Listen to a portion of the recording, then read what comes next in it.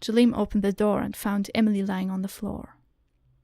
An ugly gash broke the skin of her forehead. Facing the wall was Catherine, shivering like a leaf and viciously devouring one of her fingernails. He approached her cautiously. "Catherine?" Rosa was out of breath, but was still able to let out a gasp at the scene. Emily's lifeless eyes stared up at nothing, while Catherine pressed herself into a corner. What had happened after she had left? "Rosa, will you call for help, please? See that someone checks on Emily." Rosa did as she was told, but what she really wanted to do was hug Catherine herself. Jalem took a small step towards her. He called out her name slowly, coaxingly. Catherine turned her head, her thumb still on her lower lip. The flesh was torn and a smudge of scarlet painted her teeth. It was an accident, I swear." "Of course it was, Catherine. Of course it was." She pushed me first. She wanted to be sent away. She wanted me gone." You can tell me about it later. Let me take you away from this room." "What have I done?" Catherine fell to her knees and wept. Large sobs sucked the air out of her. She felt like drowning, trying to keep herself afloat in between sobs. Every exhale was a squeezing pain in her lungs. She felt Jalem's arms wrap around her. "What have I done? What have I done?" "You didn't do anything, ma chérie. This is not your fault." There was a bitter bulge building up in her throat, and she felt that no amount of crying could push it back down. "What am I going to do? Father is... Sister, I am so scared." Jalem's arms wound tighter around her, and she clutched onto his warmth in this vast sea of fear. "You don't have to be. I will always be by your side. Catherine, I will take care of you and your father, all right? You don't have to worry about your future." Her tears soaked his shirt through, but the squeezing in her chest felt less painful. Why do you do this? Why do you care so much for me?" Jalem's brows furrowed, as if confused that she even asked. "I just do." It was a boldly stated fact, as if painfully obvious, as if Catherine was a fool for not knowing it. It made Catherine's heart expand in her ribs. When she looked back, she would recall this moment. She felt ow. When she looked back, she would recall this as the moment she fell in love with him. The look in his eyes was reassuring and strong. She wasn't alone. She was going to be all right. "Let's get you away from here." He supported her arms and stood her up, careful to block the view of her sister from her eyes. He led her to the door. Catherine hated how fast her relief came. She was still drenched in sorrow at her sister's death. Her father would not take well to the news, especially in his health. But she was all right, and she hated it. Rosa was with her. She didn't have to leave her piano, her dreams, him. Nothing had to change. And most importantly, she hated the voice that came whispering in her head over and over again. Thank goodness she's dead. Thank goodness. First candles lit. This candle is storage. The love for familiars. The cleanest love. Rosa stared at the blue candle glowing in her hand as she chanted her spell. Uh-oh, she's doing magic again. Let's see where that leads us to. Trust is the veil that conceals and deceives. Trick his eyes and his heart with the warmth from this candle's flame. A bond of blood like kin will be forged.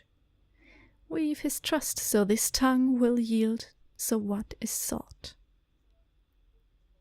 Did she just cast a spell on Julie? Did she would like her? Did she would like Katharina? What's going on? Oh. Rosa stood by Catherine's tomb, nursing memories of her. A soft wind lightly blew her hair. Oh, we are now in the future again, where Catherine's dead. I see. It reminded her of Catherine and her playful ways. Tears sprouted from her eye. Even the wind. Oh, I get to be the mother. Console her or scold her. Console her. I am always here, my love. Loss will always hurt. But you love Mother the best, don't you? Yes, Mother. Then you are going to be fine. I will never leave you like Catherine did. Rosa? Juliem's soft voice came from behind. Rosa glanced at him in acknowledgement.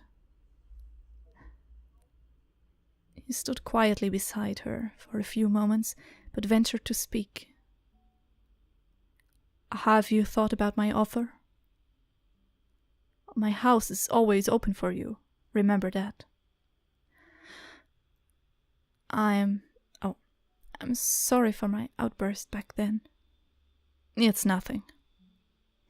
The wind played around their feet, and Rosa pictured Catherine as part of the breeze, playful and free. She was free from the pain and confusion that had plagued her in her last days. They stood beside each other in solemn reverence. Finally, Rosa broke the silence. She was my family. I was in pain before she came along. I didn't know any better. She gave me hope. She was bright, like a flame. When I close my eyes, I can still see the imprint of her light in the darkness. I can feel her warmth. A star. They didn't speak again for some time. Juliem cleared his throat. I was an orphan too, much like you. I know what it feels like to lose too much. I wandered for a long time before I found anything to live for. Were you alone? Sometimes. Always. Rosa nodded. Did you have family? Juliem shifted uncomfortably. No, they left me behind. I never knew them. Much of my memory of it is blurred. I was taken in by kind people once before, but... Juliem sighed, and Rosa observed a certain disquiet in him. I didn't belong. But you have no difficulty mingling with people. I think of that as a necessity rather than a preference. But either way, it can be quite tiresome after a while. Things don't last.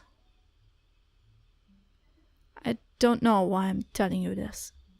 I'm making the mood worse. I'm sorry.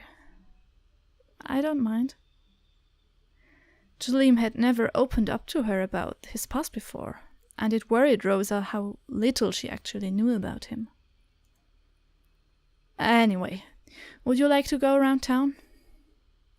I'd very much like to take you someplace more cheery. How about your favorite spot?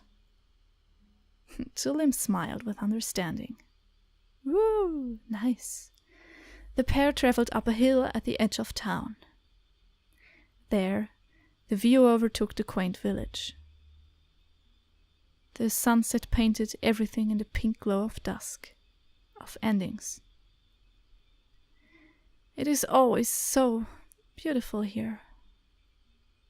They used to spend time in this grassy knoll, the three of them.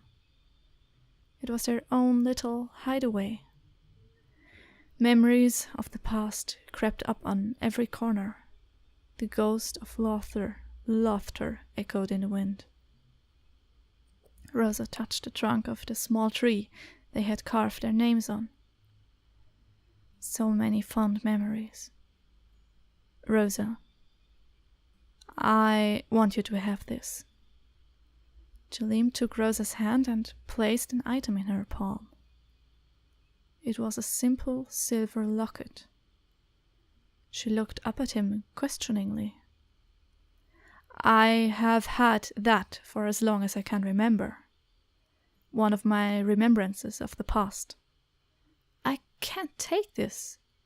You must. You need it more than I do.